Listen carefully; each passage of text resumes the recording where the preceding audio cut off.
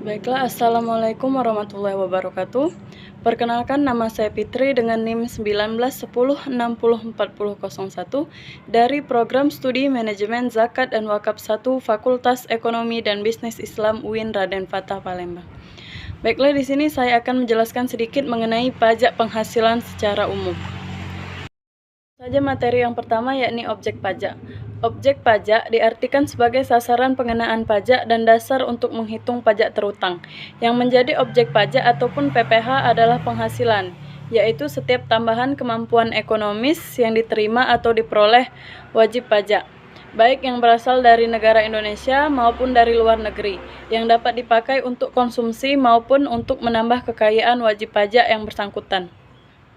Subjek PPh dikelompokkan menjadi 4 kelompok. Yang pertama, penghasilan dari pekerjaan bebas. Yang kedua, penghasilan dari usaha dan kegiatan. Yang ketiga, penghasilan dari modal. Dan yang keempat, penghasilan dari lain-lainnya seperti pembebasan hutang dan hadiah. Objek pajak penghasilan.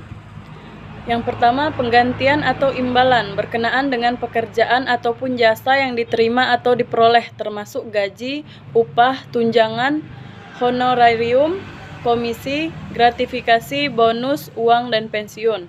Yang kedua, hadiah dan undian.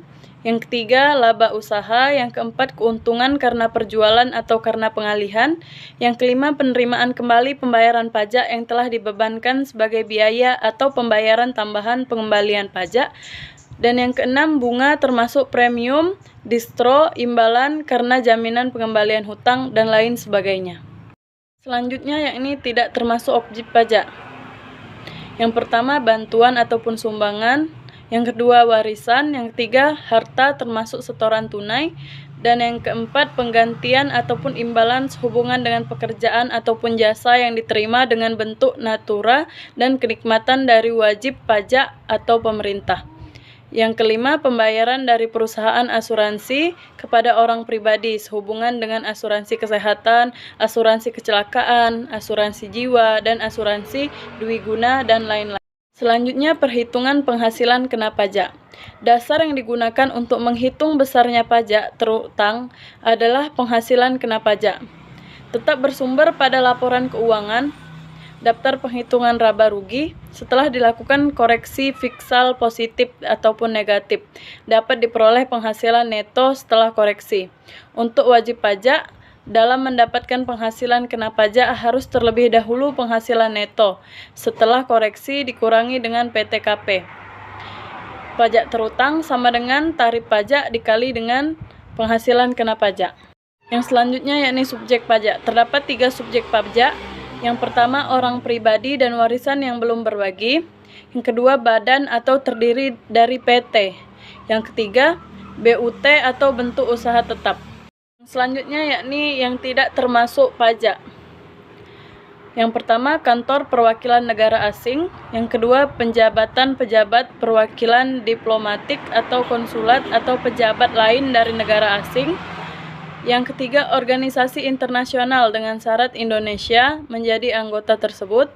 Yang keempat, penjabat perwakilan organisasi internasional dengan syarat bukan WNI, warga negara Indonesia, dan tidak menjalankan usaha atau melakukan kegiatan atau pula pekerjaan lain untuk memperoleh penghasilan dari Indonesia.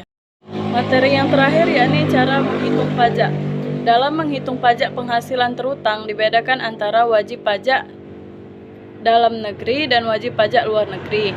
Bagi wajib pajak dalam negeri ada 2 cara untuk menentukan besarnya penghasilan kena pajak. Yang pertama, penghitungan PPh berdasarkan pembukuan, dan yang kedua, penghitungan PPh berdasarkan percatatan.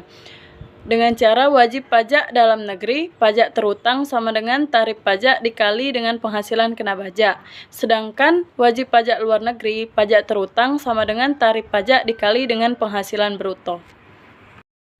Baiklah, mungkin itu saja penjelasan dari saya. Jika ada salah-salah kata, saya mohon maaf. Kepada Allah, saya mohon ampun.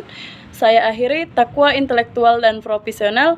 Wallahul muafiq ila aqwamit thoriq. Wassalamualaikum warahmatullahi wabarakatuh.